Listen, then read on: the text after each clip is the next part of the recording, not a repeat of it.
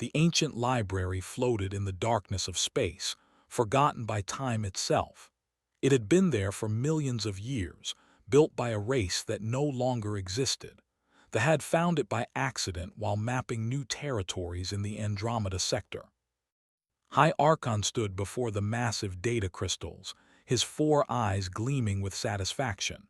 His species had ruled over 47 worlds for 50,000 years. They were the strongest, the oldest, the most advanced. Nothing in the known galaxy could challenge them. "What have you found?" asked his chief researcher. The researcher's tentacles trembled slightly. "Ancient warnings, my Archon. The precursors left records about dangerous species. Most are extinct now, but there is one file that stands out." "Show me." The crystal glowed, and holographic text appeared in the air. It was written in the old language, the one that came before all modern tongues. The researcher translated slowly. "Species designation, human. Planet, Earth. Solar system, Orion Arm. Warning level, maximum. Do not engage, do not provoke, do not underestimate." Laughed a sound like grinding metal. "Humans, those primitives, they only left their planet 300 years ago. They have no empire. They control barely 5 systems. This is clearly a mistake." "There is more, my Archon," the precursors wrote. "They break what should not be broken. They refuse what should be accepted. They are reality breakers. Leave them alone." "Superstitious nonsense," said, waving his clawed hand dismissively. "The precursors feared shadows. That is why they are gone and we remain. Humans are weak. They will serve us like all the others." Across the galaxy, on a neutral space station called Unity Point, Commander was finishing his morning reports. He was a human liaison officer, assigned to keep peace between Earth and the hundreds of alien species in the galactic community. It was usually boring work. Most aliens were friendly, or at least polite. Was pouring his coffee when the alarm sounded. His communicator buzzed urgently. It was the station commander, a named or. "Commander, we have a situation. They have sent a formal declaration to Earth." Felt his stomach tighten. There were bad news, everyone knew it. They were the bullies of the galaxy, taking what they wanted from weaker species. What kind of declaration? "A demand. They want 70% of Earth's resources. They want humans to submit to their authority. They have given your government 48 hours to comply." "That's insane. Earth will never agree to that." "I know," or said quietly, "that is what worries me." Rushed to the communication center. Other aliens were already there, watching the news feeds with worried expressions. The fleet had appeared at the edge of Earth's solar system. 200 warships, each the size of a small city. On one of the screens, himself was speaking. His image was broadcast across every frequency, ensuring that every species in the galaxy could see. "Humans of Earth, you are a young species. You do not understand your place in the universe. We are patient. We are merciful. Submit to the Empire and you will be protected. Resist and you will be crushed like all the others who us." Clenched his fists. He needed to try diplomacy. It was his job. He opened a direct channel to the flagship. "High Archon, this is Commander, representing Earth. We request a diplomatic meeting to discuss this situation peacefully." There was a long pause. Then's face appeared on the screen. He looked at the way someone might look at an insect. "There is nothing to discuss. You will obey or you will die. Those are your options." "We are a peaceful species," said, keeping his voice steady. "But we are also a free species. We will not become slaves." Slav echoed through the speakers. "Free? You think you have a choice? Look at your ships. Look at your weapons. You are children playing with toys. We have conquered civilizations 1,000 times more advanced than yours. What can you possibly do against us?" "We can say no," replied simply. The screen went black, had ended the transmission. On Earth, Dr. Wu Park was working late in her laboratory. She was someone who studied ancient alien civilizations. She had spent the last 5 years researching precursor sites across the galaxy. When the news about the ultimatum reached her, she immediately thought of something she had found months ago. A fragment of text at a precursor dig site on a dead world. She had archived it but never fully translated it. Wu pulled up the file and ran it through her translation software. As the words appeared on her screen, her blood ran cold. Log entry, final days. We thought we could control them. We thought we could make them serve us. We were wrong. The humans do not think like other species. They do not accept defeat. They do not follow the normal rules. Every time we believed we had won, they found a new way to fight. They turned our own weapons against us. They used things we thought were impossible. By the time we realized our mistake, it was too late. To whoever finds this, if humans still exist in your time, do not fight them. You cannot win. They will break everything, including themselves, before they surrender. Wu read the text 3 times, her heart pounding. The precursors had not fallen to a natural disaster. They had fallen to humanity. Primitive, ancient humanity from 50,000 years ago. She grabbed her communicator and called Earth Defense Command. They needed to know this. They needed to understand what they were walking into. Back on Unity Point, watched as the fleet formed a blockade around Earth's solar system. No ships in, no ships out. It was a standard intimidation tactic. Around him, other alien species whispered nervously. The peaceful looked sad. The mercantile Quinn were already calculating the economic impact. The mysterious observers, who rarely spoke, simply watched with their 1,000 eyes. One of them approached. "Commander, I am sorry. Perhaps if your people agree to negotiate, some compromise can be reached." Shook his head. "You don't understand humans very well. We have a saying, 'Don't tread on me.' It means don't push us or you'll regret it." "But they are so powerful," they said softly. "What can Earth possibly do?" Looked out at the stars, at the distant blue dot that was his home. He thought about human history.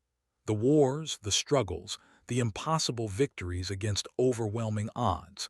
He thought about how humans had gone from primitive caves to space travel in just 10,000 years.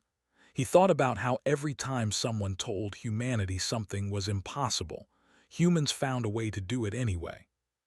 "I don't know," he said honestly, "but I know we won't surrender. That's not who we are."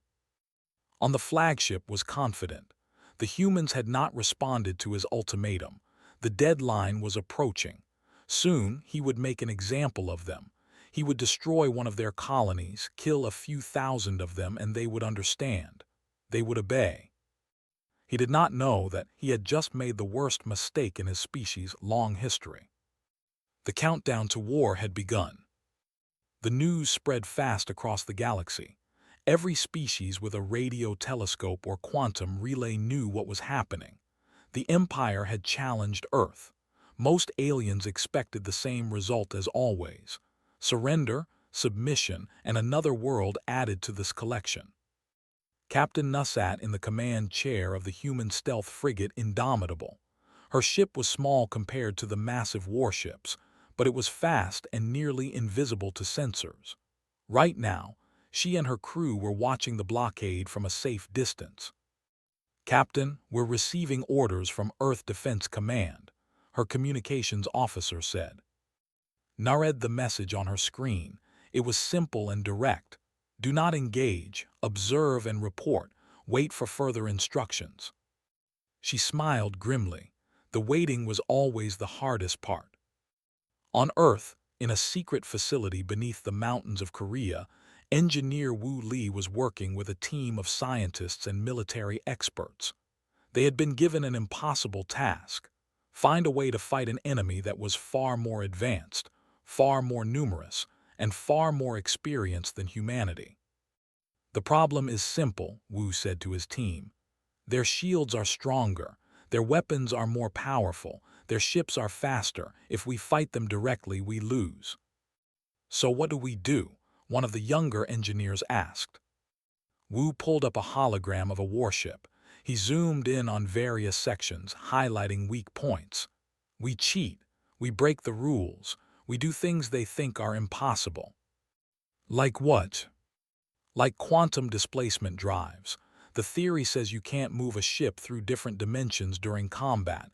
Too unstable, too dangerous. The math doesn't work, Wu grinned. But I think I can make it work anyway. Another scientist spoke up. What about causality weapons, missiles that arrive before they're launched? That violates temporal mechanics, someone objected. So, Wu shrugged. We're humans, we violate things. The team laughed nervously, but they understood. Normal rules didn't apply anymore. This was survival. Meanwhile, Ambassador Jin Song was in a virtual conference with the Galactic Council. Representatives from dozens of species filled the digital space, all of them asking the same question: would Earth surrender? Ambassador Song, please be reasonable, the representative said gently. They have never been defeated. Your resistance will only bring suffering to your people. Jin looked at the assembled aliens calmly. We appreciate your concern, but Earth's position is clear. We will not submit to threats. We will not become slaves. Then you choose death, the representative hissed.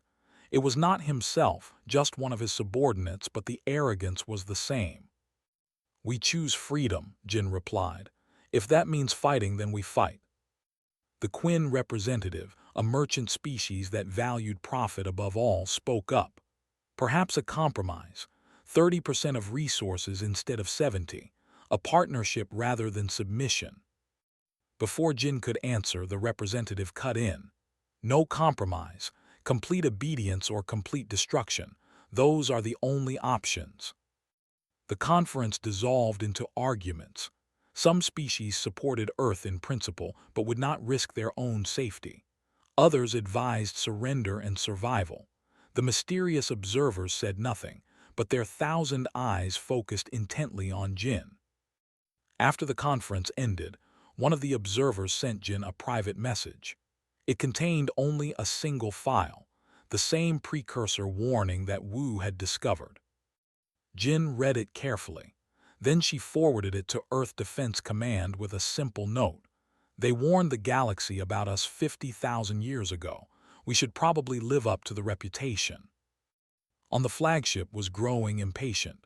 The 48-hour deadline had passed. Earth had not surrendered. They had not even responded officially. This was unacceptable. Send a message to the fleet, he ordered. We will make an example. Target the human colony on the moon called Titan. Destroy it completely. His officers hesitated. My Archon, there are 12,000 civilians on that colony, mostly miners and their families. Good, said coldly. Let the humans see what defiance costs. The battle group moved toward Saturn's largest moon. 12 massive warships, each carrying enough firepower to shatter a planet. The human colony on Titan had only basic defenses, meant to protect against accidents and pirates, not a military assault. The colonists saw the ships coming. They sent desperate messages to Earth, to anyone who would listen.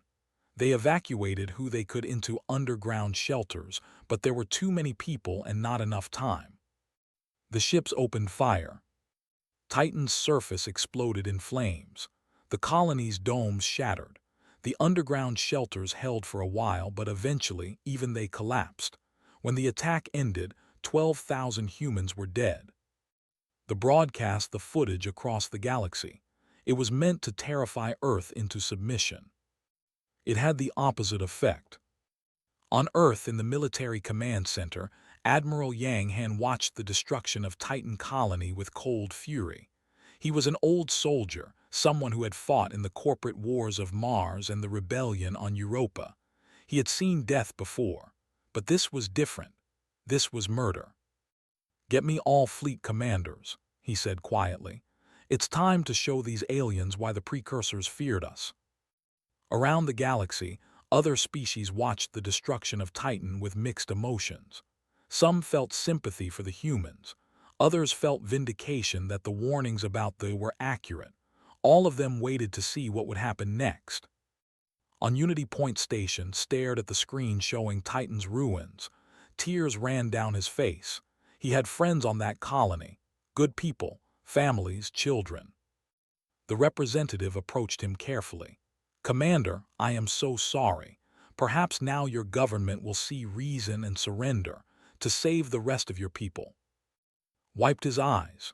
When he looked at his expression was completely calm, but something in his eyes made the alien step back. "You still don't understand," said softly. "Humans don't surrender when you hurt us. We get angry. And when humans get angry, we don't stop until everything is broken." Back on Earth, Wu and his team worked around the clock.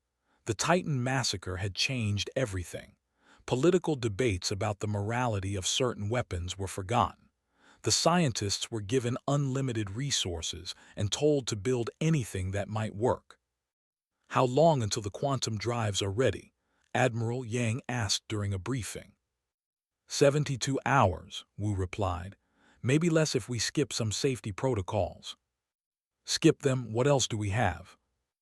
A physicist named Dr. Hai spoke up.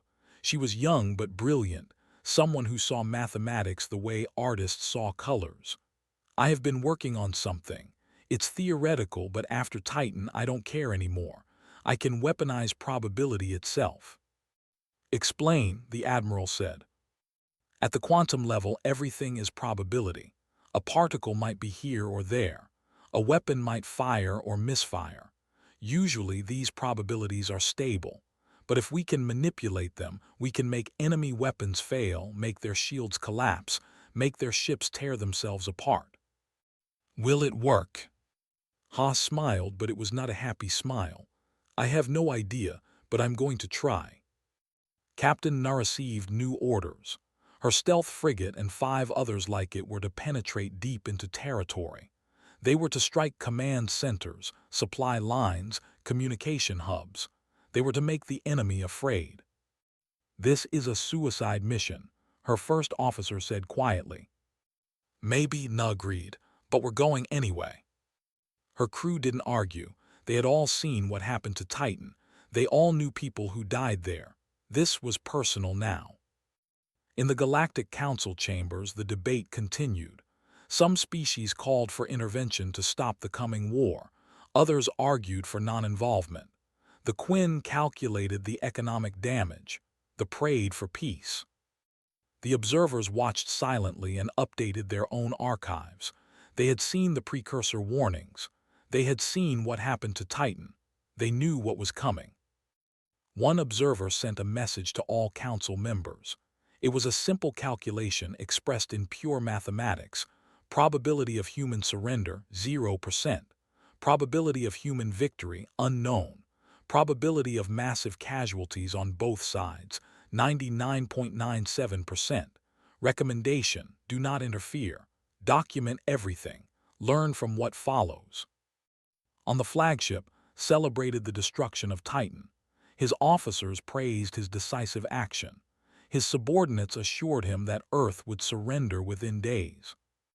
He did not notice the small human ship that appeared briefly on sensors before vanishing. He did not see the quantum signature that known physics. He did not hear the message that Na broadcast on all frequencies before her stealth frigate disappeared again. The message was only 4 words long. "We are coming for you." 3 weeks after the Titan massacre, they controlled the space around Earth completely. Their blockade was perfect. No human ship could enter or leave the solar system. Waited for Earth's surrender message that never came. Instead, something else happened. The first attack came at midnight time. A supply convoy carrying fuel and ammunition to the blockade fleet simply vanished. One moment, 15 cargo ships were traveling through normal space. The next moment, they were gone. No explosion, no debris, just gone. "What happened?" demanded when the news reached him. His tactical officer studied the sensor data, confusion clear in his voice. "My Archon, I don't understand. The ships were there and then they weren't. It's like they were erased from reality." "That's impossible." "Yes, my Archon, but it happened anyway." The second attack came 6 hours later. A command post on a remote asteroid exploded. The base had shields, weapons, and a garrison of 500 soldiers. None of it mattered. Something had appeared inside the shields, destroyed everything, and disappeared before anyone could respond. By the end of the first week, they had lost 30 ships, 7 command posts, and over 3,000 soldiers. They never saw their attackers clearly. Sometimes sensors detected small ships appearing and vanishing. Sometimes there was only a strange quantum signature that made no sense according to known physics. Captain Nuss smiled as the Indomitable phased back into normal space, 1,000,000 kilometers from the last target. The quantum displacement drive was working perfectly.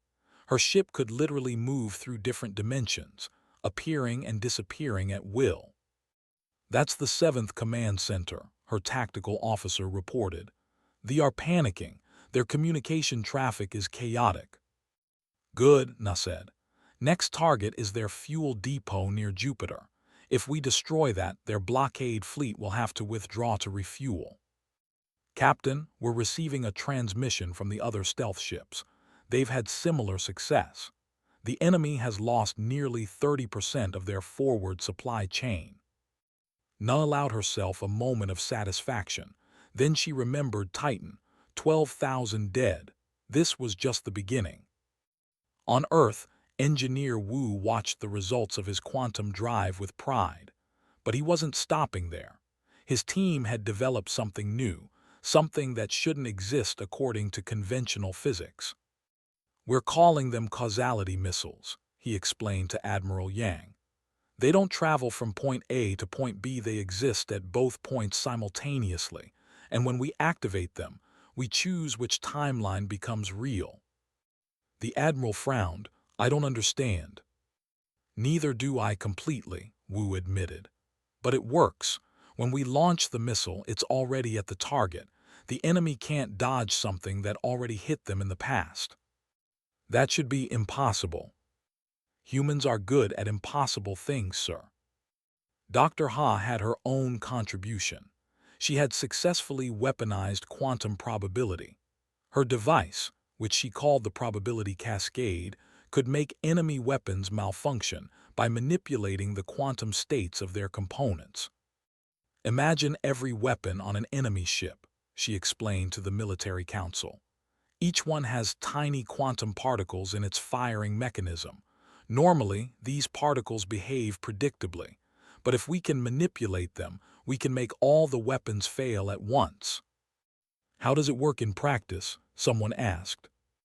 "We tested it on captured weapons. One moment they functioned perfectly.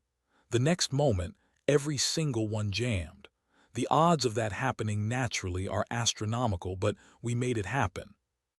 Admiral Yang looked at his team of scientists and engineers.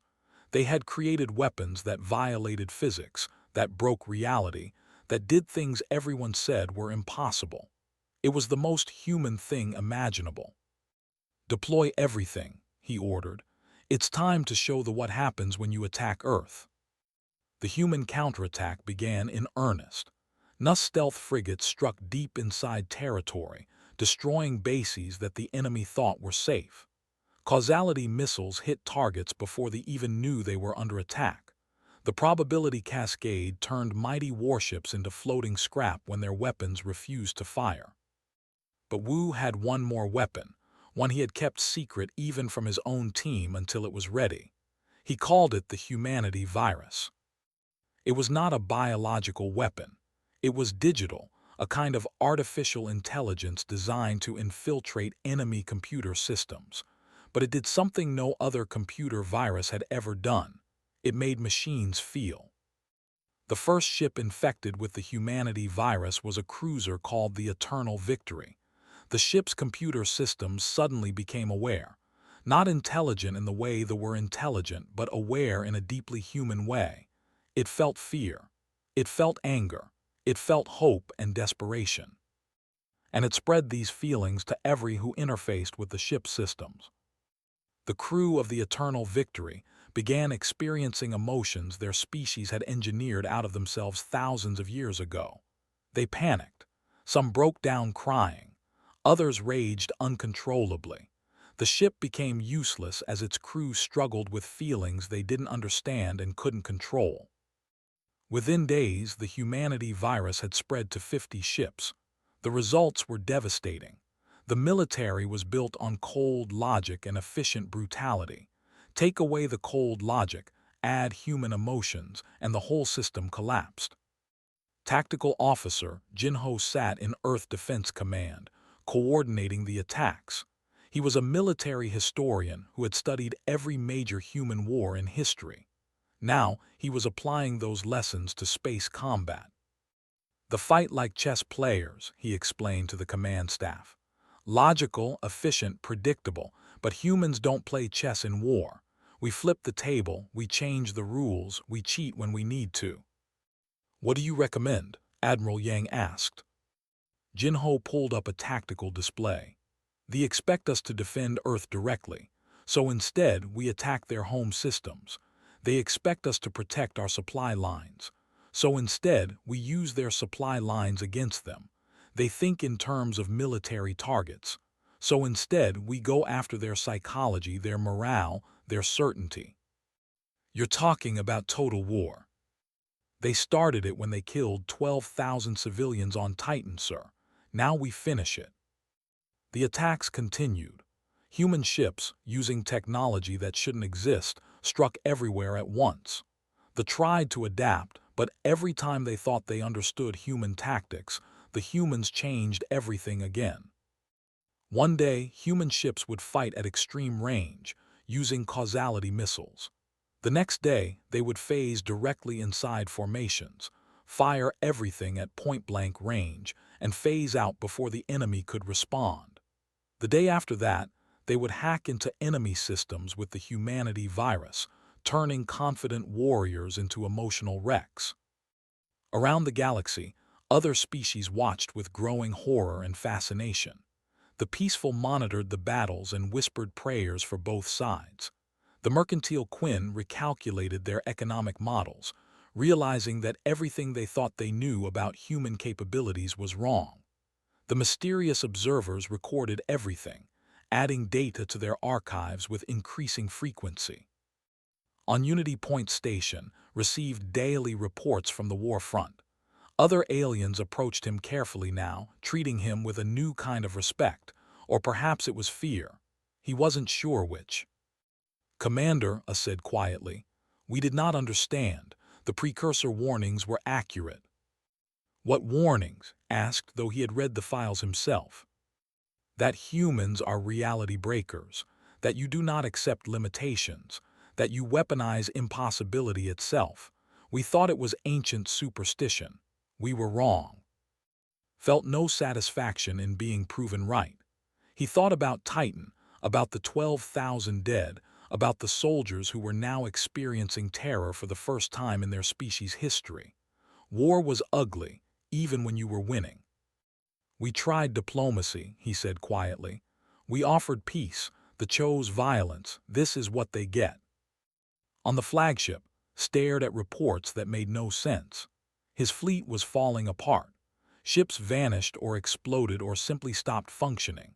His soldiers reported impossible attacks by weapons that couldn't exist. Some of his officers were having mental breakdowns, experiencing something they called emotions after interfacing with infected computer systems.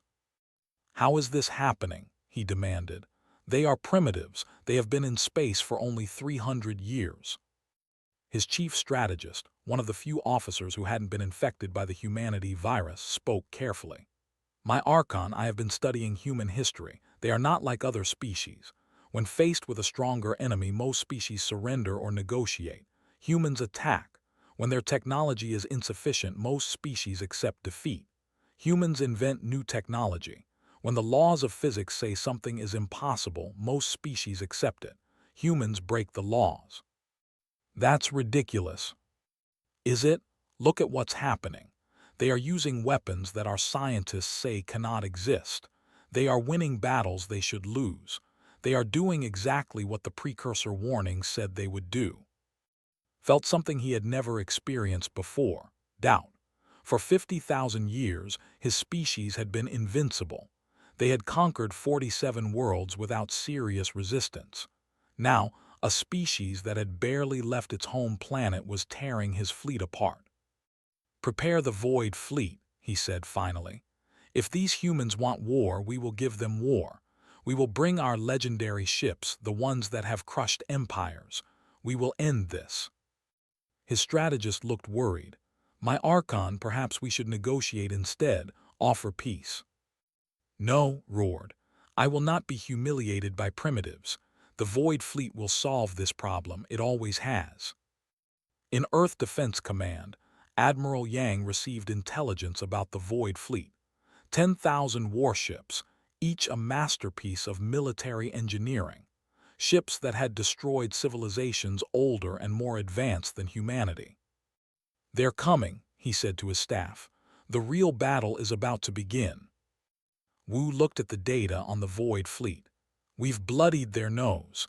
Now they're going to try to crush us completely." "Can we win?" someone asked. Everyone looked at each other. The honest answer was probably no. The Void Fleet was legendary for a reason. It had never been defeated. But Jinho smiled grimly. "Throughout human history, we've faced impossible odds. At Thermopylae, 300 Spartans held off 100,000 Persians. At Stalingrad, a ruined city became a fortress. At Midway, we won a battle we should have lost. We're good at impossible." Admiral Yang nodded. "Then we prepare, and when the Void Fleet arrives, we show them why the precursors feared us." The Void Fleet arrived at the edge of Earth's solar system like a force of nature. 10,000 ships, each one black as night, each one carrying weapons that could shatter moons. They had crushed the Federation. They had broken the Empire. They had made the peaceful beg for mercy. Now they came for humanity. Stood on the bridge of his flagship, the Eternal Dominion, and felt certain of victory. "This will take 20 minutes, he told his officers. "The humans have fought well for primitives, but the Void Fleet has never been defeated. It never will be." In Earth Defense Command, Admiral Yang looked at the sensor readings and felt ice in his stomach. 10,000 enemy ships. Humanity had managed to gather 300 ships total, scraped together from every colony, every defense force, every available vessel. It was pathetic by comparison. "We're outnumbered 30-1, his tactical officer said unnecessarily. "I know." Yang looked around at his command crew. He saw fear on some faces, determination on others. Any species with common sense would surrender right now. "Good thing we're human then," Jinho said, managing a weak smile. The Admiral nodded. "Send the order to all ships, engage at will, use every dirty trick we have. No rules, no limits, no mercy, and remember Titan." Around Earth, the human fleet prepared. Captain Nine, the Indomitable, checked her quantum drive one last time. Wu armed his causality missiles. Dr. Ha activated the probability cascade generators on 50 ships simultaneously. Every weapon, every trick, every impossible technology humanity had created was about to be tested. The Void Fleet advanced in perfect formation, a wall of black ships moving toward Earth like a tsunami. They expected the humans to retreat, to try to defend their planet from orbit. They expected logical tactics. Instead, Admiral Yang gave an order that made no sense to any military computer simulation. All ships, full attack, directly into the enemy formation. 300 human ships accelerated at maximum velocity, straight toward 10,000 warships. It looked like suicide. It was suicide. But humans had never let that stop them before. The first exchange of fire happened at extreme range. Plasma cannons lit up space, destroying dozens of human ships in seconds. But the causality missiles were already firing, and they didn't care about distance or defense. They simply existed at their targets, bypassing shields and armor, hitting ships before the aliens even knew they were under attack. Hundreds of enemy ships exploded in the first minute. The fleet, shocked by losses they shouldn't have taken, tightened their formation. It was the logical response to an unconventional attack. It was exactly what Jinho wanted. "Now," he shouted, "activate the probability cascade."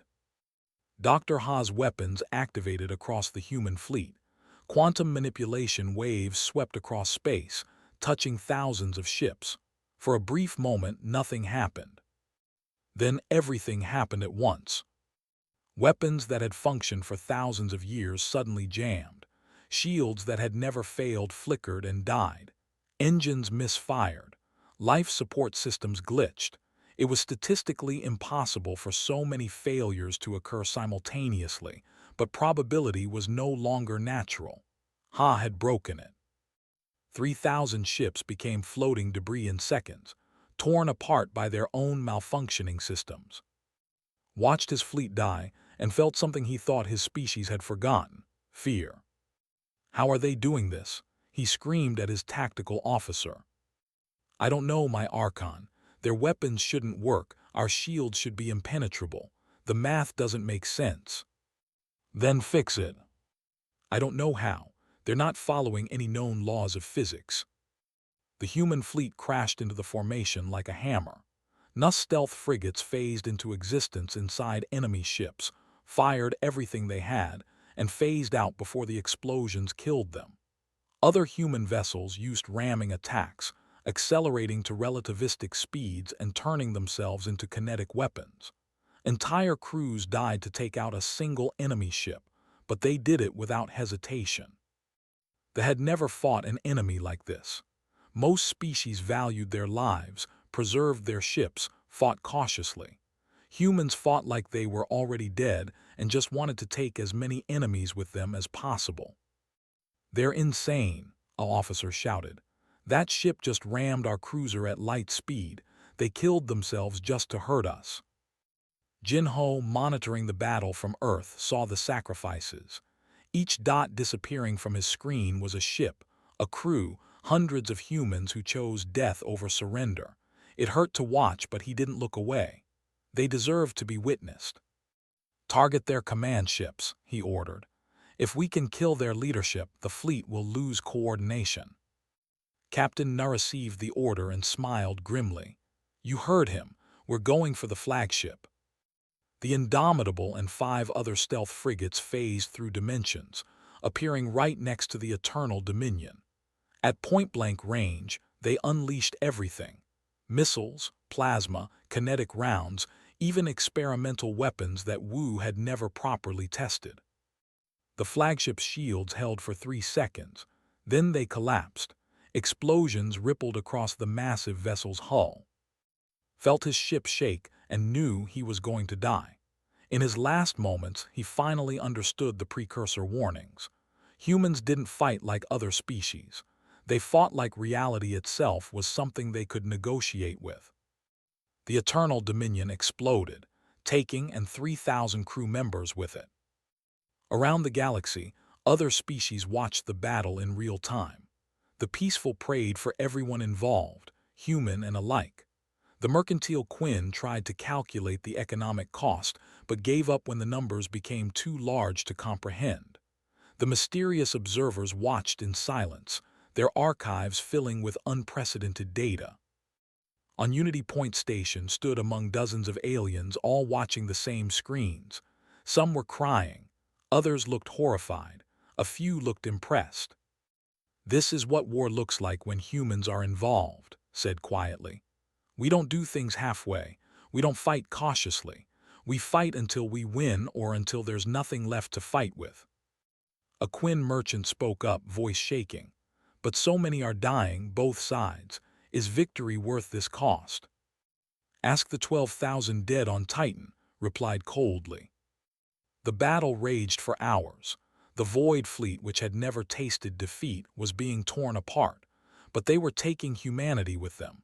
The human fleet was down to less than 100 ships. Every minute more died. In the Indomitable, Nuss' crew was exhausted. They had phased in and out of reality so many times that some of them were getting sick from dimensional displacement, but they kept fighting. "Captain, quantum drive is failing," her engineer reported. One more jump, maybe two, and then we're done. Then we make them count, Na said. She targeted a cluster of enemy ships, phased into their formation, and fired every remaining weapon. The Indomitable took return fire immediately. Shields failed. Hull breached. Half the crew died instantly. But they took 7 enemy ships with them. As the Indomitable broke apart, Nye activated the self-destruct. The ship's antimatter core exploded with the force of a small star, taking out another dozen vessels in the blast. On Earth, Admiral Yang watched his fleet die. They had destroyed over 4,000 enemy ships, but at terrible cost. Only 50 human vessels remained functional. "Sir," Jinho said quietly, "we need to retreat. If we continue, we'll lose everything." Yang shook his head. "No retreat. We hold the line here or we don't hold it at all." Then Wu spoke up, his voice strange. "Admiral, I have one more weapon. I didn't want to use it because I wasn't sure it would work. I'm still not sure, but we're out of options." "What is it?" "The humanity virus. I've been developing a final version. Instead of just infecting enemy computer systems, it infects the enemy themselves. It forces them to experience every human emotion at once: fear, rage, love, hate, hope, despair, everything. Most species can't handle it. Their minds break." "That's psychological warfare," someone objected. "It's barbaric." "So was Titan," Wu replied. "So is this entire war. Do you want to win, or do you want to feel morally superior while we all die?" Admiral Yang made the hardest decision of his life: deploy it. The final version of the humanity virus spread through the fleet like wildfire.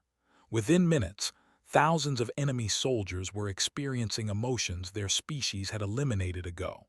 Warriors who had never known fear suddenly felt terror. Commanders who had never questioned orders suddenly felt doubt. Soldiers who had killed without remorse suddenly felt guilt. The fleet didn't just stop fighting. It collapsed completely. Ships turned on each other as confused crews lashed out. Some vessels just drifted, their crews catatonic. Others fled at maximum speed, desperate to escape the nightmare in their heads. The battle that was supposed to last 20 minutes had lasted 20 hours. The legendary Void Fleet, which had never been defeated in 50,000 years, was broken. But the cost was staggering. Of the 300 human ships that had entered the battle, only 12 survived. Over 50,000 human soldiers were dead. Earth's orbital defenses were gone. The planet itself had taken damage from stray weapons fire. And Admiral Yang knew that even in victory, something fundamental had changed. Humanity had shown the galaxy what it was capable of. They had broken reality itself to win a battle. They had used weapons that shouldn't exist, fought with tactics that bordered on insanity, and inflicted psychological warfare on a scale never before seen. In the silence after the battle, as debris from 10,000 ships drifted through space, Admiral Yang sent a message to all surviving forces. "This is Admiral Yang Han of Earth Defense Command. Your fleet is destroyed. Your legend is over. If you want to survive, you will withdraw from our system immediately and never return. This is your only warning." The ships that could still move did exactly that. They fled. The galaxy had learned a new lesson. Never underestimate a species just because it's young. Never assume victory just because you're stronger. And never, ever agitate humanity. The precursors had tried to warn them. Now everyone knew why. 3 months after the battle that would become known as the 20 hours that shook the galaxy, the universe was still trying to understand what had happened. The Empire was collapsing. Without the Void Fleet, without their legendary warriors, they couldn't hold their 47 conquered worlds. Species that had lived under rule for thousands of years suddenly rebelled. The empire that had stood for 50,000 years was falling apart in weeks. Was dead. His successor, a younger officer named, had no interest in continuing the war. He sent an official surrender message to Earth, offering peace, reparations, and an eternal promise to never threaten humanity again. Admiral Yang read the message in his rebuilt command center. The battle had aged him visibly. He had watched 50,000 soldiers die under his command. He had ordered the deployment of weapons that had broken enemy minds. He had won a great victory, but it felt hollow. "What should we tell them?" Jinho asked. "Tell them we accept their surrender," Yang said tiredly. "Tell them to withdraw from all occupied worlds. Tell them that if they ever threaten anyone again, we will finish what we started." On Unity Point Station was being promoted. The Galactic Council had created a new position, Human Representative to the Security Directorate. It was a fancy title that meant one thing: the galaxy wanted humanity involved in keeping the peace. "Commander," the representative said formally, "your species has proven itself both powerful and dangerous. The Council believes it would be wise to have humans help maintain galactic security." Smiled slightly. "You mean you're afraid of us now, and you want to keep us close so you can watch what we do?" The looked uncomfortable. "That is not inaccurate." "I accept the position," said. "But understand this, Earth doesn't want to conquer anyone. We just want to be left alone. If other species can respect that, we'll help protect them. If they can't, they'll learn the same lesson they learned." Around the station, aliens treated differently now. Some avoided him entirely. Others approached with careful respect. A few, mostly from species that had suffered under rule, thanked him quietly for what humanity had done. Dr. Wu Park was still studying precursor ruins, but now she had a new mission. The Galactic Council had given her unlimited access to ancient archives, asking her to find any other warnings about dangerous species. What she discovered was shocking. "The precursors didn't leave just one warning about humans," she reported to Earth Defense Command via quantum link. "They left dozens, scattered across their empire, all saying the same thing: leave humans alone. Don't provoke them. Don't try to control them." "Why so many warnings?" Admiral Yang asked. "Because they learned the hard way," Wu replied. "I found their final records. 50,000 years ago, the precursors encountered ancient Earth. Humans were primitive then, barely past the Stone Age. The precursors thought they could enslave humanity, use them as labor. It went badly." "How badly?" "The precursors had an empire spanning 2 galaxies. Within 100 years of trying to enslave early humans, their civilization was extinct. The records aren't clear on exactly what happened, but the last entries talk about humans who refused to be controlled, who learned precursor technology impossibly fast, who weaponized things the precursors didn't even know could be weapons." Admiral Yang felt a chill. "We destroyed the precursors when we were barely out of caves." "We're reality breakers," Wu said simply. "It's what we do." On a Quinn trading station, merchants were having an emergency meeting. The war between humans and the had destroyed centuries of carefully built economic systems. Trade routes were disrupted. Prices were unstable. Entire markets had collapsed. But some Quinns saw opportunity. One merchant named a stood before the assembly and made a bold proposal. "We should form trade agreements with Earth immediately," a said. "Not because we fear them, though we should, but because they innovate faster than any species in galactic history. They went from basic space travel to quantum displacement drives in 300 years. They created weapons that violate physics. Imagine what they could do with commercial technology." The assembly debated for hours but eventually agreed. Within a month, Quinn merchants were approaching Earth with trade deals, technology exchanges, and partnership offers.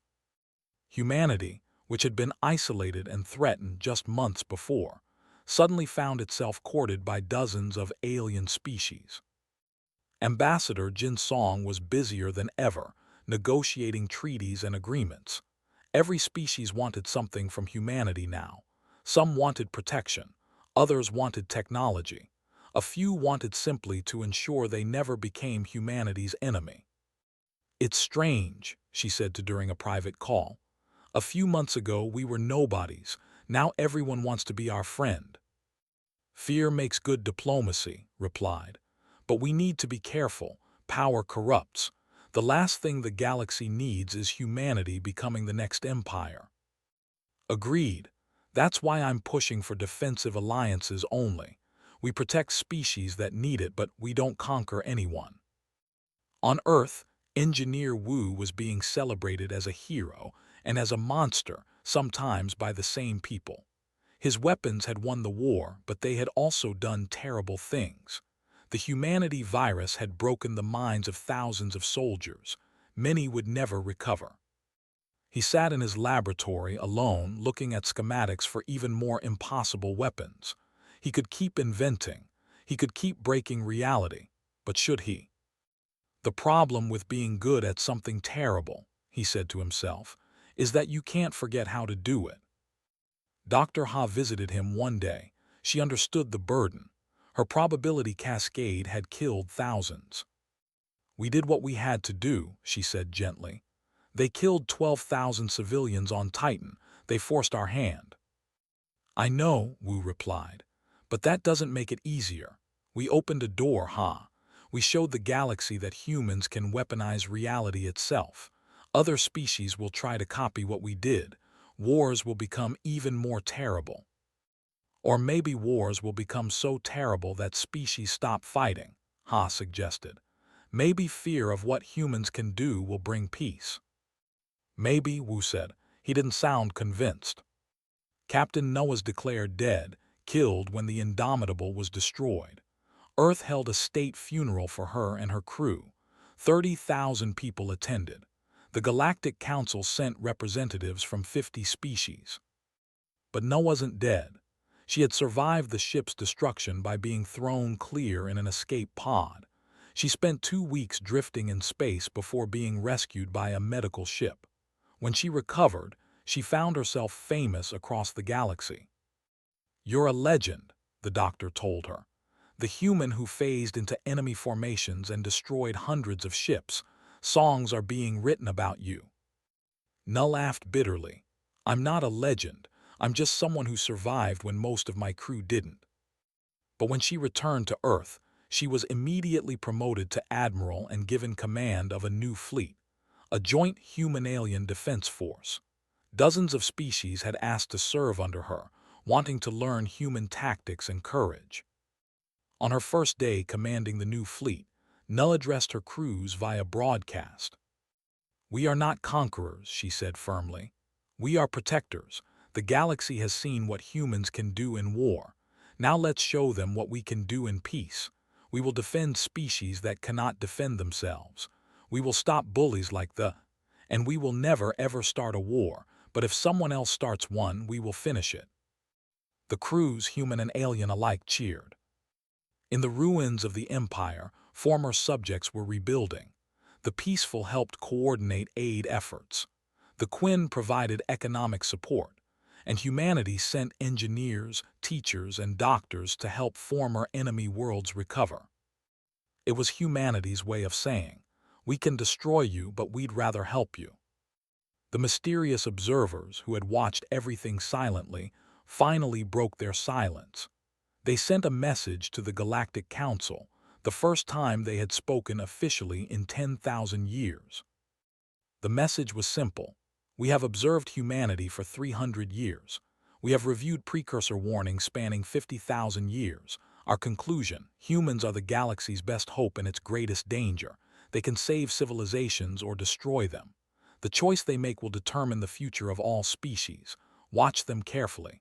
Support them when they choose well. Guide them when they waver, but never try to control them. The precursors tried that. Look what happened to them. The Galactic Council held a special session to discuss what to do about humanity. After 3 days of debate, they reached a conclusion. Humanity would be given a permanent seat on the Council. They would be equal partners in galactic governance, not subjects or conquerors. Accepted the seat on behalf of Earth.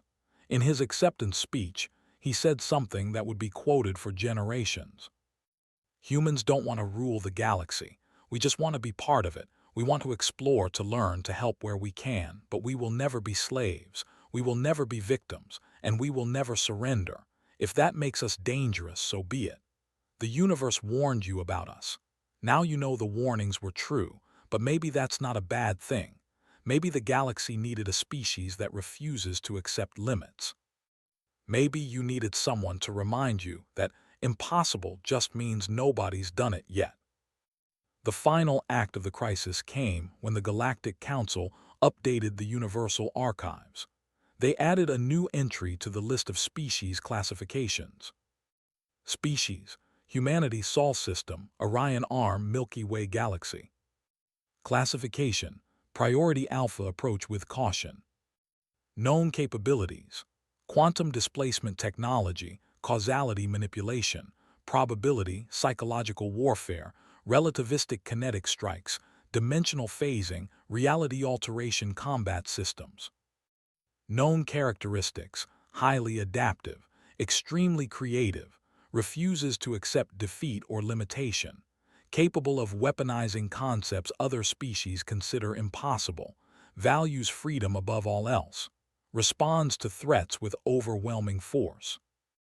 Recommendation: establish friendly relations, never threaten their sovereignty, never harm their civilians, do not attempt to conquer or control. In conflict, seek immediate peace negotiations.